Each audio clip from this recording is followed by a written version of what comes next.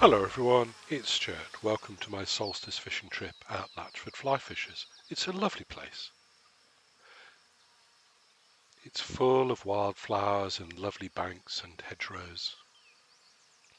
It's quite difficult to get here, so you do need a four-wheel drive vehicle. But once you're here, it's a beautiful, placid and peaceful place.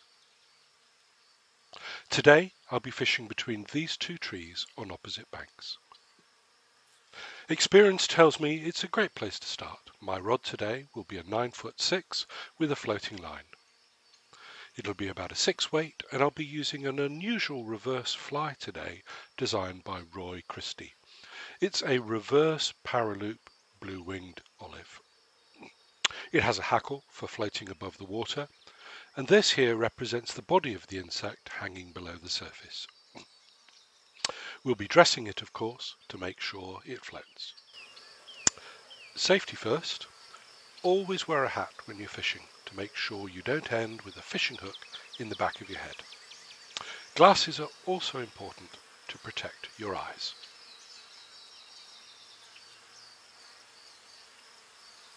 So, I'm just getting ready to go fishing. I'm spooling out my line when suddenly I notice a fish rising in front of me. So I immediately cast to cover the rising fish. The first cast is always exciting, and you wait with bated breath to see how the fish are today.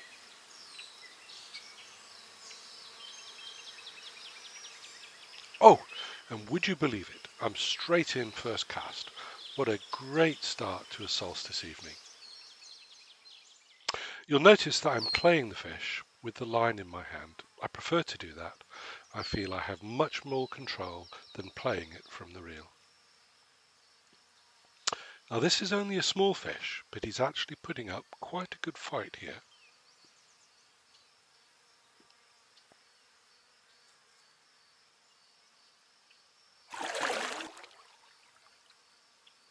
The fish jumps and then starts to take a little line running across the lake, and it jumps again.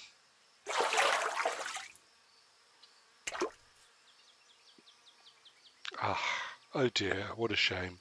We've lost the fish. Never mind. Let's get out there right away again. It's always a shame to lose one, but I hope he has a happy solstice. Now, I'm not happy with my presentation, so I'm going to use a bit of clay to dull the line and make it sink. This will help the fly float without any signs of the tippet about it. I'm also going to change my fly. I'm going to use another Roy Christie pattern known as an Avon Special. This is another unusual fly which we'll dress. That's the post and the hackle done.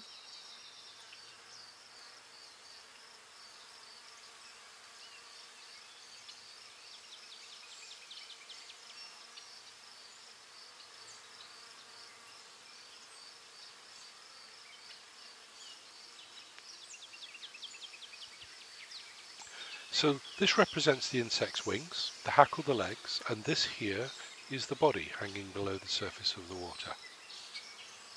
I get it straight out immediately as I see another fish rising just over. I quickly recast to cover it. Oh yes, and we're straight in again. It's going to be a great evening. Now this is a slightly bigger fish.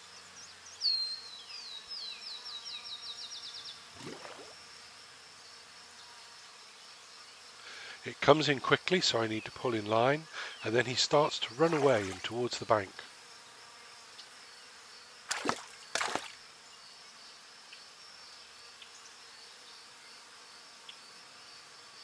He's smart, this one. He's trying to get away by tangling himself in the side grass, so I'll need to gently pull him away and start to bring him back in front of me.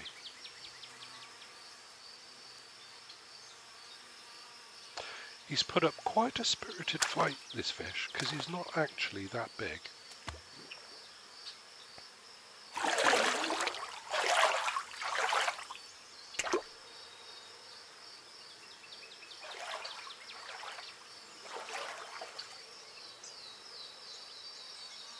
I think he's ready for the net at last, and I'll bring him in and have a look. And we've got a lovely rainbow, about 2 pounds.